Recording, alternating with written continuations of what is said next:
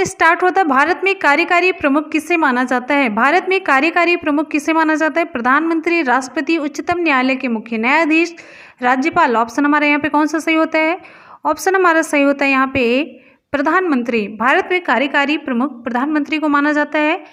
अनुच्छेद 74 के अनुसार राष्ट्रपति को उसके कार्यों के संपादन और सलाह हेतु एक मंत्रिपरिषद होती है, जिसका प्रधान कौन होता है? प्रधानमंत्री होता है। क्लियर है? और अनुच्छेद 75 के अनुसार प्रधानमंत्री की नियुक्ति कौन करेगा? राष्ट्रपति करेगा। फ्रेंड्स, आप सभी को जितने भी एक्स्ट्रा पॉइंट हम बताते चलेंगे ना, वो आपके एग्जाम के लिए बहुत ही इंपॉर्टेंट है। आपके एक के साथ कई क्वेश्चन तैयार होंगे। और राष्ट्रपति देश का संवैधानिक प्रधान होता है। और राष्ट्रपति भारत का प्रथम नागरिक कहलाता है। ठीक है। और राज्य की कार्यपालिका का प्रमुख कौन होता है? राज्यपाल होता है। ध्यान दीजिएगा, राज्य की कार्यपालिका का प्रमुख राज्यपाल होता है और राष्ट्रपति क्या होता है? देश का संवैधानिक प्रधान होता है। राष्ट्रपति भारत का प्रथम नागरिक कहलाता है। और यहाँ पे भारत में कार्यकारी प्रमुख को क्या कहा जाता है? प्रधानमंत्री। ठीक है। अगला क्वेश्चन आप सभी की स्क्रीन पे। फ्रेंड्स, आप सभी लोग वीडियो को लाइक जरूर करते रहिएगा। नेक्स्ट है, कोणार्क मंदिर का निर्माण किसने कराया था? कोणार्क मंदिर का निर्माण किसने कराया था? ऑप्शन आप सभी के सामने है। ऑप्शन हमारा यहाँ पे कौन सा सही होता है? Very good. ऑप्शन यहाँ पे हमारा सही होता है बी, नरसिंह देव प्रथम ने। कोणार्क के सूर्य मंदिर का निर्माण नरसिंह देव प्रथम ने 13वीं शताब्दी में पुरी उड़ीसा में कराया। ठीक है। अगला क्वेश्चन आप सभी की स्क्रीन पे, निम्नलिखित में से कौन सा एक किसी मृत व्यक्ति का स्मारक नहीं है? कौन सा एक किसी मृत व्यक्ति का स्मारक नहीं है? तो यहाँ पे हमारा ऑप्शन सही होता है सी, चार मीनार का निर्माण किसने कराया था? कुली कुतुब शाह ने किया था, जो हैदराबाद के तेलंगाना में स्थित है। और यहाँ पे देखिए ताजमहल का निर्माण किसने कराया था? शाहजहां ने अपनी बेगम मुमताज महल की याद में उसके कब्र के ऊपर करवाया था। इसका निर्माण करने वाला मुख्य स्थापत्य कलाकार कौन था? उस्ताद अहमद लाहौरी। क्वेश्चन पूछा गया है। फिर यहाँ पे देखिए, इत्मादुद्दौला का मकबरा नूरजहां बेगम ने बनवाया। ठीक है। नेक्स्ट है यहाँ पे बीबी का मकबरा, इसके बारे में भी जान लेते हैं। बीबी का मकबरा किसने बनवाया? औरंगजेब ने बनवाया। कहाँ पे? औरंगाबाद में, महाराष्ट्र में। अगला क्वेश्चन आप सभी की स्क्रीन पे, सम्राट अशोक किसके उत्तराधिकारी थे? फ्रेंड्स, आप सभी लोग आराम से ध्यान से क्वेश्चन को देखते चलिएगा, साथ साथ में वीडियो को लाइक भी करते रहिएगा। और यहाँ पे एक्स्ट्रा पॉइंट जितने भी हम आपको बता रहे हैं आपके एग्जाम के लिए बहुत ही इंपॉर्टेंट है। सम्राट अशोक किसके उत्तराधिकारी थे? ऑप्शन यहाँ पे हमारा सही होता है बी, सम्राट अशोक बिंदुसार के उत्तराधिकारी थे। ठीक है। मौर्य वंश का संस्थापक कौन था? वंश का संस्थापक कौन था? चंद्रगुप्त मौर्य था, जिसका उत्तराधिकारी बिंदुसार हुआ। ध्यान दीजिएगा। क्लियर है? चंद्रगुप्त मौर्य का प्रधानमंत्री कौन था? क्वेश्चन खूब पूछा जाता है। चाणक्य, जिसका नाम कौटिल्य विष्णुगुप्त भी है। और एक क्वेश्चन चंद्रगुप्त से रिलेटेड, चंद्रगुप्त के दरबार में मेगस्थनीज रहता था, जो सेल्यूकस निकेटर का राजदूत था। और मेगस्थनीज द्वारा लिखी गई पुस्तिका कौन सी है? इंडिका है। और मौर्य वंश का अंतिम शासक कौन था? बृहद्रथ था। ठीक है।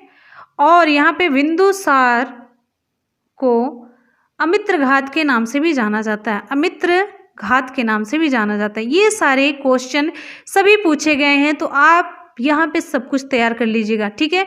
चलिए अगले क्वेश्चन की तरफ चलते हैं। नेक्स्ट हमारा क्वेश्चन है, निम्नलिखित में से कौन सा एक कोशिकीय जीव का उदाहरण है? एक कोशिकीय जीव का उदाहरण कौन सा? Protozoa, arthropods, echinoderms, annelids. Option हमारे यहाँ पे कौन सा सही होता है? ए सही होता है, प्रोटोजोआ। एक कोशिकीय जीव का उदाहरण है प्रोटोजोआ। ठीक है। एक कोशिकीय जीव है। इनके जीवद्रव्य में एक या बहुत सारे केंद्रक पाए जाते हैं। जीवद्रव्य इस तरीके से केंद्रक के बीच में यहाँ जो जीवद्रव्य है वहाँ पे एक या बहुत सारे केंद्रक पाए जाते हैं। ठीक है। अगले क्वेश्चन की तरफ चलते हैं। अगला क्वेश्चन आप सभी के स्क्रीन पे, पेनिसिलिन का आविष्कार किसने किया? मोस्ट इंपॉर्टेंट क्वेश्चन है। पेनिसिलिन का आविष्कार किसने किया? विकल्प आप सभी के सामने है। विकल्प आप सभी के सामने, मोस्ट इंपॉर्टेंट क्वेश्चन, तो इसका आंसर हो जाता है अलेक्जेंडर फ्लेमिंग। अलेक्जेंडर फ्लेमिंग ने पेनिसिलिन का आविष्कार किया। ठीक है, पेनिसिलिन ये जो प्रतिजैविक है वो किससे मिलती है? पेनिसिलिन जो एंटीबायोटिक है वो मिलती है एक कवक से। कवक फंजाई पौधे की एक कैटेगरी है। इस कवक का क्या नाम है? Penicillium notatum. पेनिसिलियम नोटेटम ये नाम है कवक का, इसी से पेनिसिलिन दवा बनाई जाती है। ठीक है, और पेनिसिलिन की खोज कब हुई थी? 1928 में हुई थी। ठीक है, अब चलते हैं अगले क्वेश्चन की तरफ। भारतीय संविधान में पहली बार संशोधन कब किया गया? ऑप्शन हमारा कौन सा सही होता है? भारतीय संविधान में पहली बार संशोधन कब किया गया?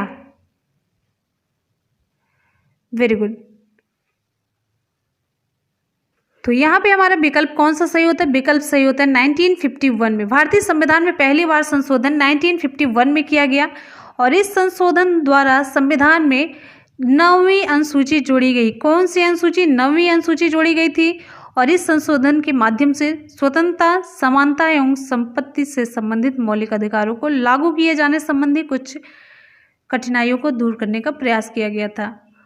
और एक चीज आप सभी को बता देते, इसी से रिलेटेड क्वेश्चन है, भारतीय संविधान को कब पूर्ण रूप से लागू किया गया? तो 26 जनवरी 1950 को भारतीय संविधान को पूर्ण रूप से लागू किया गया। ठीक है, अगला क्वेश्चन आप सभी की स्क्रीन पे। कुचिपुड़ी नृत्य शैली का प्रारंभ भारत के किस भाग से हुआ है? कुचिपुड़ी नृत्य शैली का प्रारंभ भारत के किस भाग से हुआ है? ऑप्शन यहाँ पे हमारा सही होता है, वेरी गुड, आंध्र प्रदेश। कुचिपुड़ी नृत्य शैली का प्रारंभ भारत के आंध्र प्रदेश राज्य में हुआ। कुचिपुड़ी आंध्र प्रदेश का शास्त्रीय नृत्य है और इनके कलाकारों के बारे में भी पूछा जाता है। यामिनी कृष्णमूर्ति, लक्ष्मी नारायण शास्त्री, स्वप्न सुंदरी कुचिपुड़ी नृत्य के मुख्य कलाकार हैं। ठीक है, अब यहाँ पे देखिए, लावड़ी, तमाशा और मौनी महाराष्ट्र के लोक नृत्य हैं और भारतनाट्यम शास्त्रीय लोक नृत्य किससे संबंधित है? तमिलनाडु से संबंधित है। क्लियर हो गया? और यहाँ पे देखिए, संयुक्त पाणिग्रही का संबंध ओडिसी लोक नृत्य से होता है। संयुक्त पाणिग्रही ये किससे संबंधित होता है? उड़ीसा से। ठीक है, अगला क्वेश्चन आप सभी की स्क्रीन पे। किस नदी को बंगाल का शोक कहते हैं? सरो ऑफ बंगाल। किस नदी को बंगाल का शोक कहते हैं? सरो ऑफ बंगाल के नाम से जाना जाता है। ब्रह्मपुत्र, हुगली, भागीरथी, दामोदर। ऑप्शन हमारा सही होता है डी, दामोदर नदी को बंगाल का शोक कहा जाता है। ठीक है, भारत की प्रथम बहुउद्देशीय नदी घाटी परियोजना दामोदर नदी घाटी परियोजना है। एक इंपॉर्टेंट क्वेश्चन इससे रिलेटेड। ठीक है, दामोदर नदी घाटी परियोजना की स्थापना कब की गई थी? 1948 में की गई थी। क्लियर है? और दामोदर नदी का उद्गम स्थल कहाँ पे? झारखंड के तालेहार जिला के पास में छोटा नागपुर पठार से हुआ है। क्लियर है? अब हुगली नदी का उद्गम कहाँ पे है? हुगली नदी का उद्गम स्थल है गंगा नदी। ब्रह्मपुत्र नदी का उद्गम स्थल तिब्बत में मानसरोवर झील है। ठीक है, अब यहाँ पे एक चीज और बता देते हैं आपको, जो ब्रह्मपुत्र नदी है, ब्रह्मपुत्र नदी का उद्गम स्थल मैंने आप सभी को बताया तिब्बत में मानसरोवर झील है और इस नदी को तिब्बत में क्या कहते हैं? सापू, असम में दिहांग और बांग्लादेश में ब्रह्मपुत्र को यमुना कहा जाता है। ठीक है, चलिए अगला क्वेश्चन आप सभी की स्क्रीन पे। थर्मोस्कोप का आविष्कार किसने किया था? थर्मोस्कोप का आविष्कार किसने किया था? ऑप्शन यहाँ पे हमारा कौन सा सही होता है? Galileo Galilei, Copernicus, Isaac Newton, J Kepler. Option यहाँ पे हमारा सही होता है ए गैलीलियो गैलीली। ठीक है, कोपरनिकस ने क्या किया था? सौरमंडल की खोज की थी। केपलर ने ग्रहों की गति का नियम खोजा था और न्यूटन ने क्या किया था? दृश्य विकिरण की खोज की थी। अगला क्वेश्चन आप सभी के सामने, महाराणा प्रताप के घोड़े का नाम क्या है? बुलबुल, चेतक, हैग्रीव, बादल। महाराणा प्रताप के घोड़े का नाम क्या था? चेतक था। ठीक, अगला क्वेश्चन आप सभी के सामने, कर्दम महेश्वरी, यहाँ पे कर्दम मल्लेश्वरी किस खेल से संबंधित है? कर्दम मल्लेश्वरी किस खेल से संबंधित है? ऑप्शन यहाँ पे हमारा सही होता है कर्दम मल्लेश्वरी संबंधित है वेट लिफ्टिंग से, भार उठाने से। कर्दम मल्लेश्वरी ओलंपिक में कोई पदक पाने वाली प्रथम भारतीय महिला थी। इन्हें कांस्य पदक मिला था, कांस्य पदक मिला था। ठीक है, अगला क्वेश्चन, आपका नेक्स्ट क्वेश्चन आपकी स्क्रीन पे। फ्रेंड्स, आप सभी लोग स्कोरिंग करते रहिएगा, आपको कितने मार्क्स मिलते हैं, कितने स्कोर आप लोग कर पाते हैं। ठीक है, हमारे चंद्रमा का चक्कर लगाने वाला पहला उपग्रह कौन सा था? Most important question, most important question. जितने भी क्वेश्चन आपकी स्क्रीन पे दिख रहे हैं बहुत ही इंपॉर्टेंट है। तो ऑप्शन यहाँ पे हमारा सही होता है बी, लूना 10। चंद्रमा का चक्कर लगाने वाला पहला उपग्रह लूना 10 है। Luna LUNA, Luna 10। ठीक है, यहाँ पे हमारा ऑप्शन सही हो जाता है बी, लूना 10। देखिए लूना 3 के बारे में जानिए। लूना 3 यह पहला अंतरिक्ष यान जिसने चंद्रमा के उस पृष्ठ के चित्र भेजे जो पृथ्वी से दिखाई नहीं पड़ते हैं। लूना 9 की बात करते हैं। लूना 9 चंद्रमा तल पर सफलतापूर्वक उतरने वाला पहला अंतरिक्ष यान है। और अपोलो 11 से नील आर्मस्ट्रांग चंद्रमा पर कदम रखने वाला पहला मानव बना। और मार्स 2 मंगल ग्रह पर पहली बार उतरने वाला अंतरिक्ष यान था। ठीक है, और स्पुतनिक सेकंड अंतरिक्ष में जीवित कुत्ते लाइका को ले जाने वाला पहला उपग्रह था। तो इतना मैंने बताया, कुछ अलग अलग जानकारी दी, वो सभी आपके एग्जाम के लिए बहुत ही इंपॉर्टेंट है। अगला क्वेश्चन आप सभी की स्क्रीन पे, किस बॉक्सर को द रियल डील उपनाम से जाना जाता है? द रियल डील उपनाम से जाना जाता है किस बॉक्सर को? ऑप्शन यहाँ पे हमारा सही होता है सी, इवांडर होलीफील्ड को। इवांडर होलीफील्ड को द रियल डील उपनाम से जाना जाता है। ठीक है, अब देखिए माइकल फेल्प्स को भी फ्लाइंग फिश उपनाम से जाना जाता है। इयान थोरपे को टारपीडो के उपनाम से जाना जाता है। पहले को ब्लैक पर्ल के उपनाम से जाना जाता है। आंद्रे अगासी को डेनिस द मिनोस के उपनाम से जाना जाता है। तो ये सारे उपनाम हैं। अगला क्वेश्चन आप सभी की स्क्रीन पे, कौन सी 2 टीमों ने पहला आधिकारिक अंतर्राष्ट्रीय क्रिकेट मैच खेला? कौन सी 2 टीमों ने? ऑप्शन यहाँ पे हमारा सही होता है ए, इंग्लैंड और ऑस्ट्रेलिया ने। इंग्लैंड और ऑस्ट्रेलिया ने पहला आधिकारिक अंतर्राष्ट्रीय क्रिकेट मैच खेला था। और क्रिकेट खेल का जन्मदाता किसे माना जाता है? इंग्लैंड को माना जाता है। ठीक है, क्रिकेट का पहला टेस्ट मैच 1877 में इंग्लैंड ऑस्ट्रेलिया के बीच मेलबर्न में आयोजित किया गया था। कहाँ पे? पहली बार कहाँ पे? मेलबर्न में आयोजित किया गया था। और क्रिकेट का पहला एक दिवसीय अंतर्राष्ट्रीय क्रिकेट मैच इंग्लैंड एवं ऑस्ट्रेलिया के बीच मेलबर्न में आयोजित किया गया था। दोनों चीजें ध्यान से देख लीजिए आप। ठीक है, क्रिकेट की सबसे मुख्य संस्था, सर्वोच्च संस्था कौन सी है? ICC है।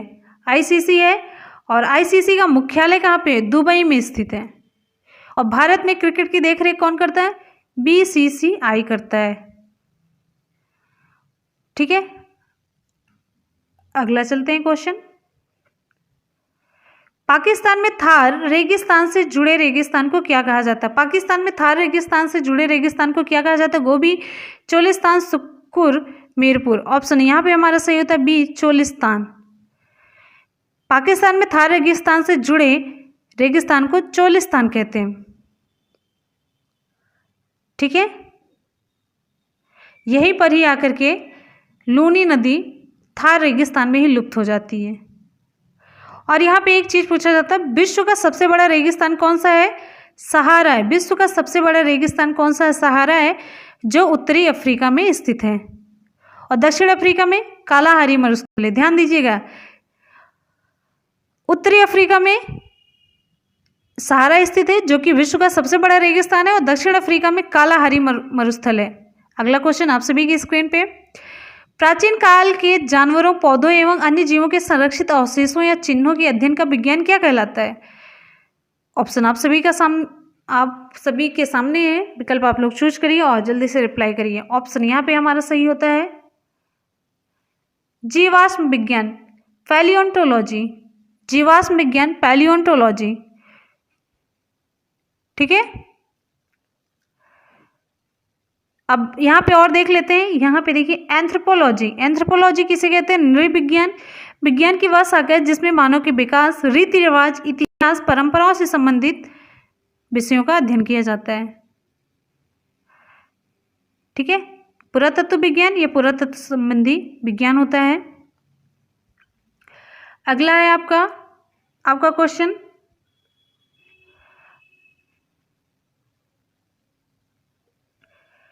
अगला क्वेश्चन, निम्नलिखित में से किसे मार्स गैस भी कहा जाता है?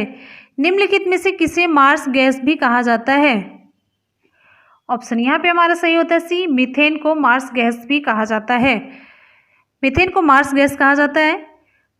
और एक चीज और है, प्राकृतिक गैस का मुख्य अवयव मीथेन होता है। 80% उसमें क्या पाई जाती है? मीथेन पाई जाती है। और सिगरेट लाइटर में किस गैस का प्रयोग होता है? ब्यूटेन का प्रयोग होता है। और प्राकृतिक जो गैस होती है किसका मिश्रण होती है? ब्यूटेन और प्रोपेन का। ठीक है, अगला क्वेश्चन, ब्रिक्स में अक्षर बी किस देश को प्रदर्शित करता है? ब्रिक्स में अक्षर बी किस देश को प्रदर्शित करता है? ऑप्शन हमारा सही होता है यहाँ पे सी, ब्राजील को प्रदर्शित करता है। ब्रिक्स का पूरा रूप क्या होता है? बी से ब्राजील, आर से रसिया, आई से इंडिया, सी से चाइना और एस से साउथ अफ्रीका। ब्रिक्स की स्थापना कब की गई थी? 2009 में की गई थी।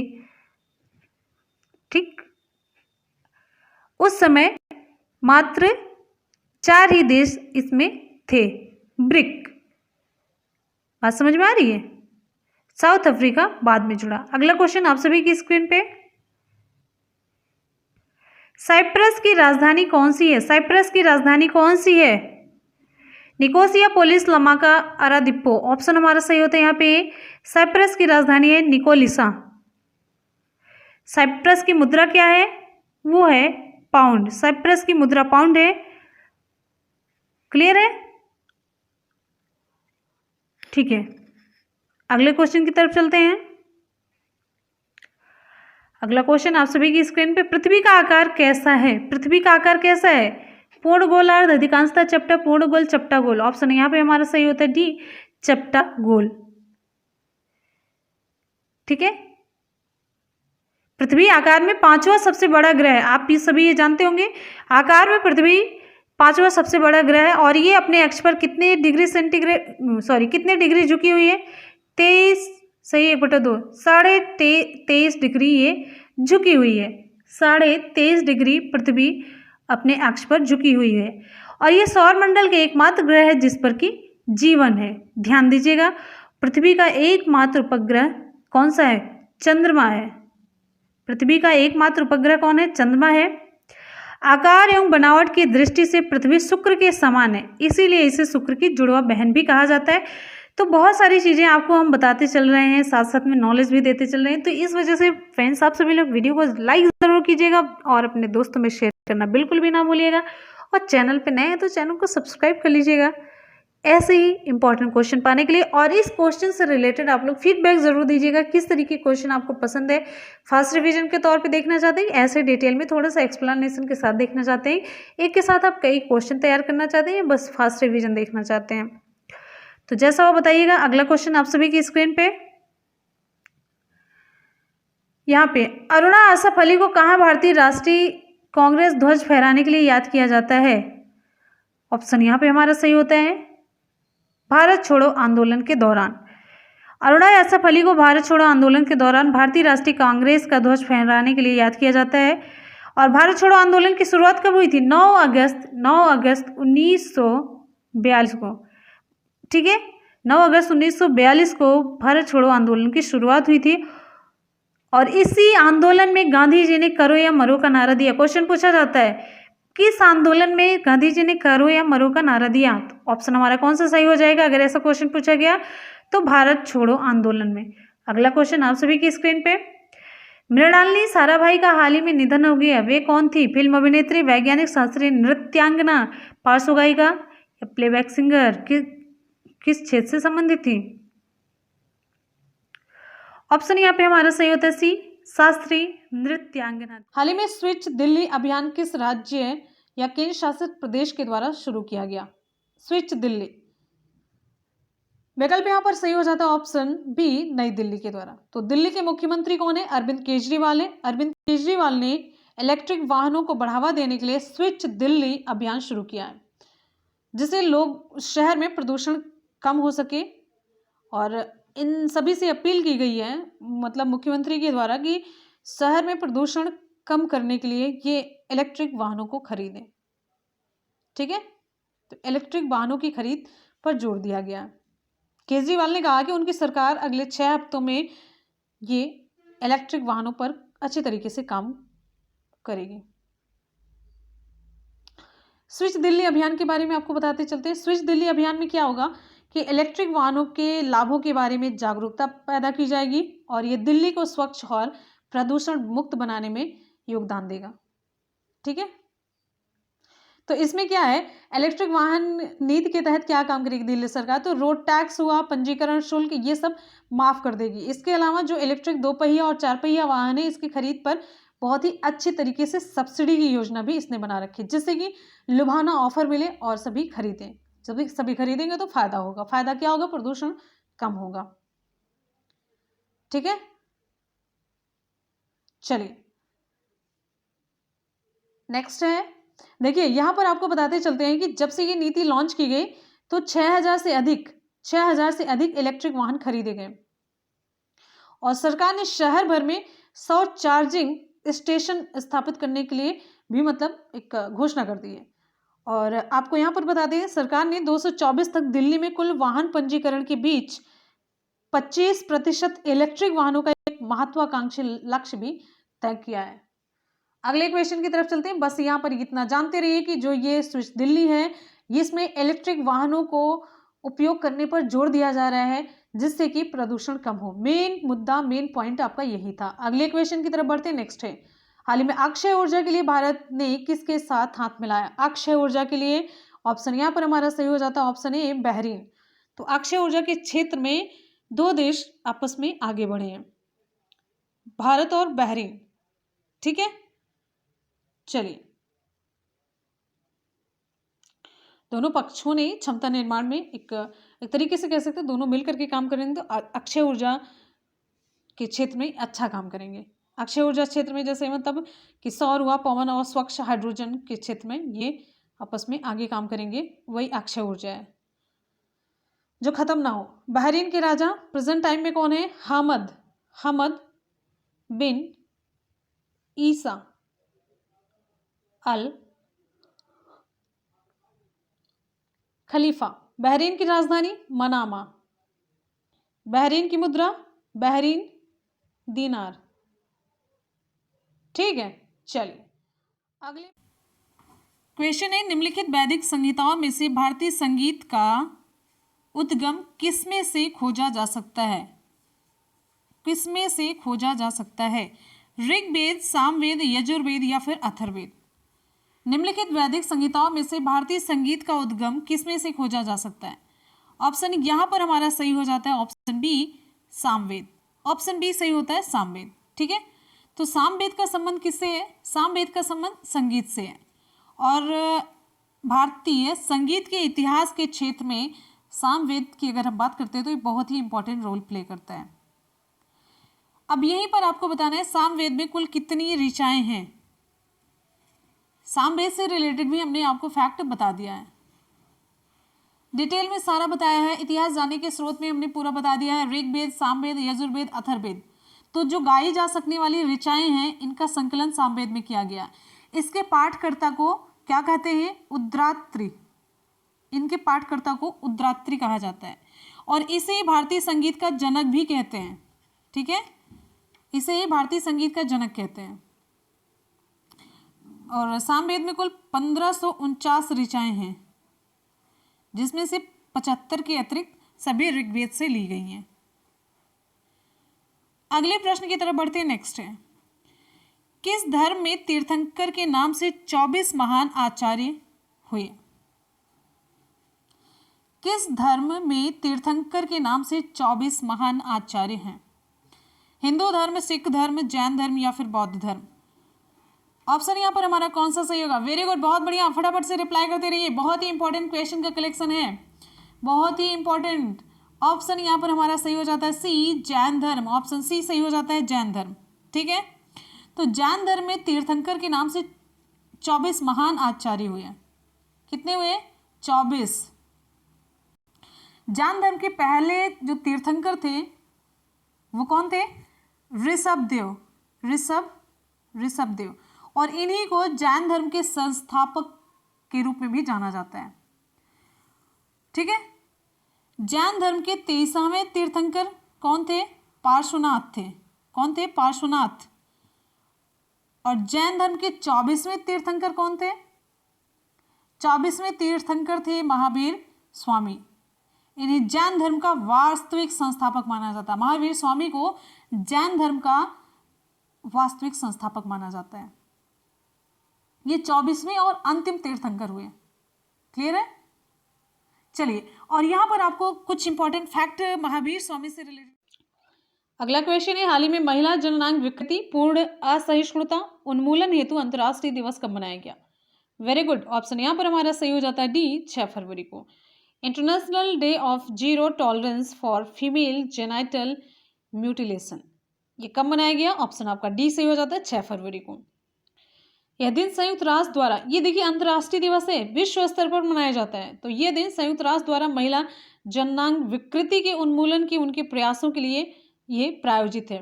इसे पहली बार कब मनाया गया? इसे पहली बार 2003 में पेश किया गया था।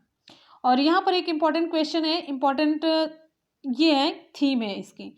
तो इस वर्ष महिला जननांग विकृति पूर्ण असहिष्णुता उन्मूलन हेतु जो अंतर्राष्ट्रीय दिवस है उसके लिए विषय है, नोट कर लीजिए, no time for global inaction,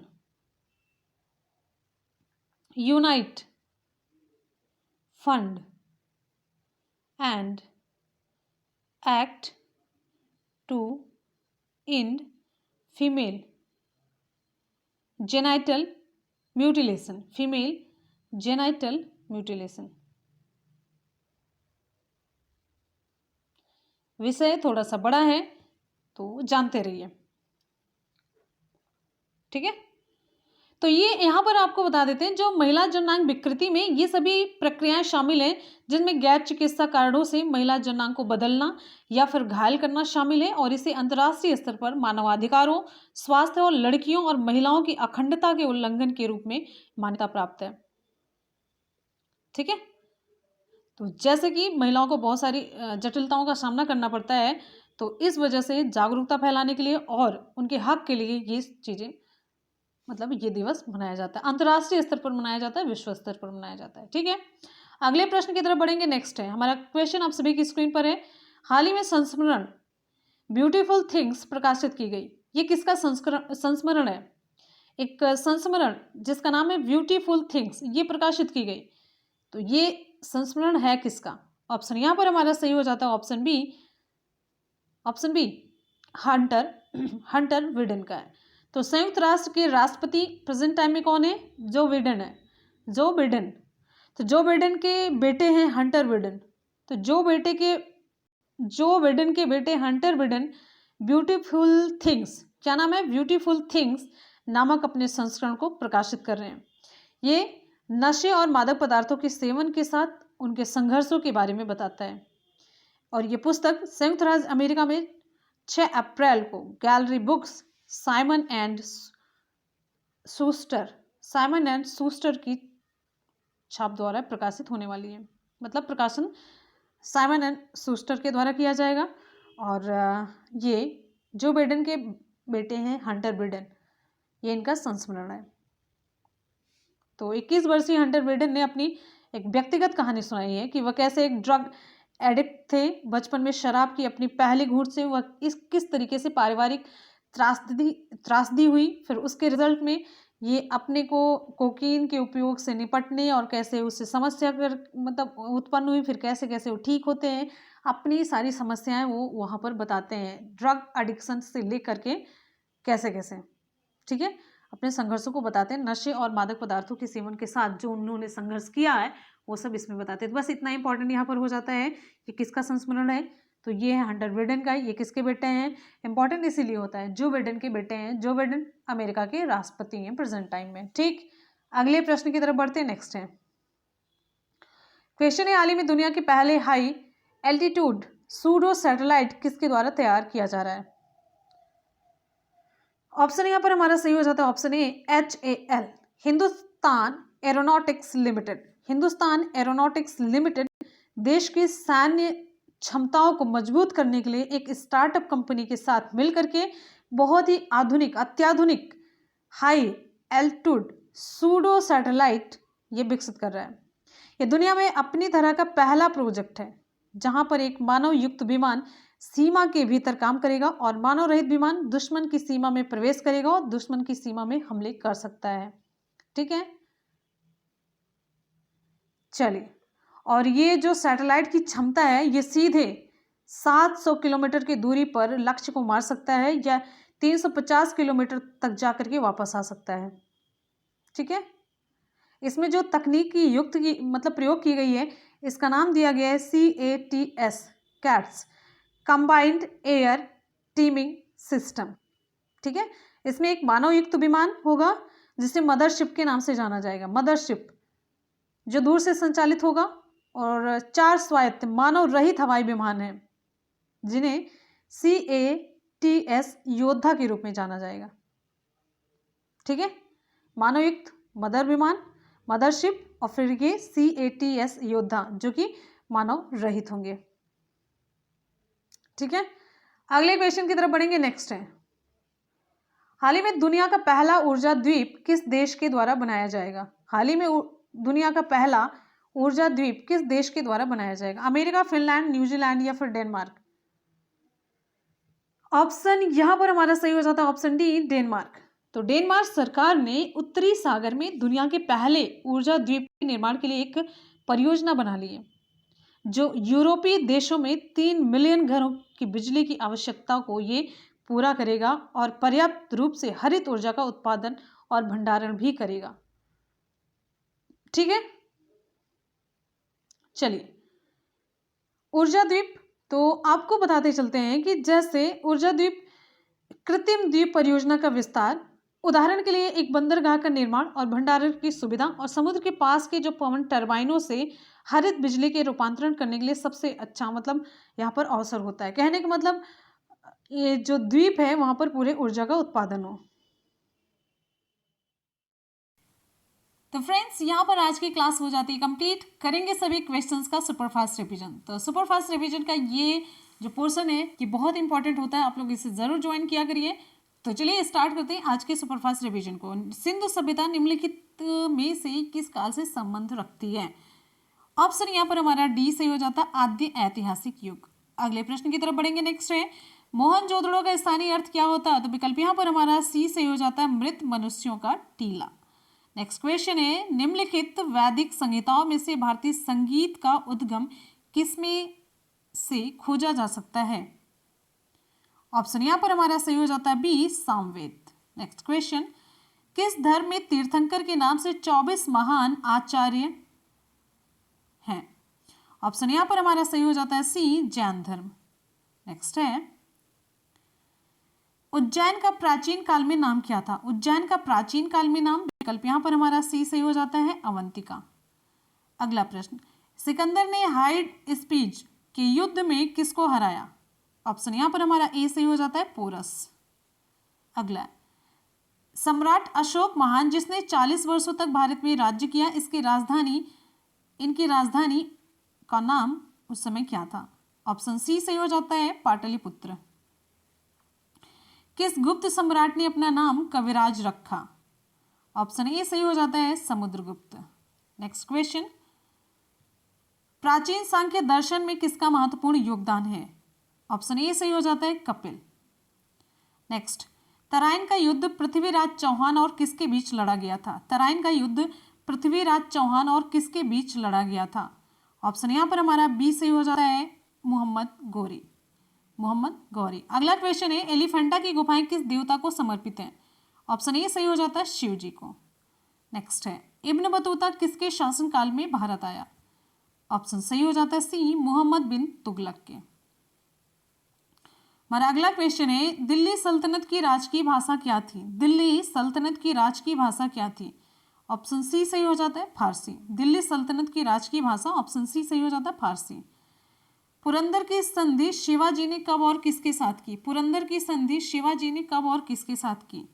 option यहाँ पर हमारा सही हो जाता है, ऑप्शन डी, 1665 में राजा जयसिंह के साथ। नेक्स्ट है, बाबर ने तुजुक ए बावरी किस भाषा में लिखी? बाबर ने तुजुक ए बावरी किस भाषा में लिखी? तुजुक ए बावरी, ऑप्शन बी, तुर्की भाषा में। नेक्स्ट हमारा क्वेश्चन है, गीता का फारसी में अनुवाद किसने कराया? गीता का फारसी में अनुवाद, ऑप्शन डी सही हो जाता है, दारा शिकोह ने। हमारा अगला क्वेश्चन है, जब ईस्ट इंडिया कंपनी का गठन हुआ था उस समय भारत का मुगल बादशाह कौन था? ऑप्शन यहाँ पर हमारा सही हो जाता है, ऑप्शन डी, अकबर। मंगल पांडे को फांसी कब दी गई थी? मंगल पांडे को फांसी, ऑप्शन ए सही हो जाता है, 8 अप्रैल 1857 को। हमारा अगला क्वेश्चन है, किसने 1873 ईस्वी में सत्य शोधक समाज की स्थापना की? ऑप्शन यहाँ पर हमारा बी सही हो जाता है, ज्योतिबा फुले। तो फ्रेंड्स, आज की क्लास यहाँ पर कंप्लीट होती है और ये सीरीज आगे कंटिन्यू की जाएगी। देखिए, थ्योरी की क्लासेस हम करवा रहे हैं, एसएसटी और साइंस की जो थ्योरी क्लास है वो कवर करवा रहे हैं, साथ ही साथ में आपकी हिंदी जो लैंग्वेज की क्लास है वो सर कवर करवा रहे हैं, मैथ्स रीजनिंग सर कवर करवा रहे हैं।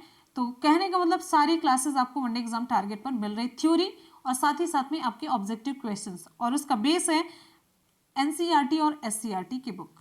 ठीक,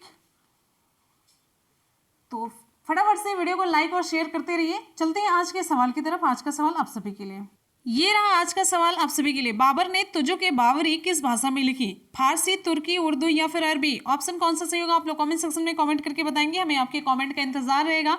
अगर आप लोगों ने क्लास अच्छे से की होगी, जितने भी कंटेंट हमने आपको दिए, प्रोवाइड कराया, एक्स्ट्रा फैक्ट बताया, तो आप लोग इसके रिप्लाई अच्छे तरीके से कर पाएंगे। तो बने रहिए चैनल के साथ, आपकी क्लासेस कंटिन्यू चल रही हैं एकदम से ताबड़तोड़ अच्छे कंटेंट के साथ, फ्री क्लासेस, एकदम से कोई भी पैसा नहीं, कोई भी पेड कोर्स नहीं, कुछ भी नहीं, कोई भी सुपर चैट नहीं, तो सारी चीज़ें आपको फ्री ऑफ कॉस्ट अवेलेबल है वनडे एग्जाम टारगेट पर। तो जुड़िए और अपनी सफलता की कहानी को लिखिए। तो मिलते हैं फिर इसी के साथ ही नेक्स्ट वीडियो में, तब तक के लिए good bye and take care. Thank you so much, love you all, bye bye and take care. जय हिंद।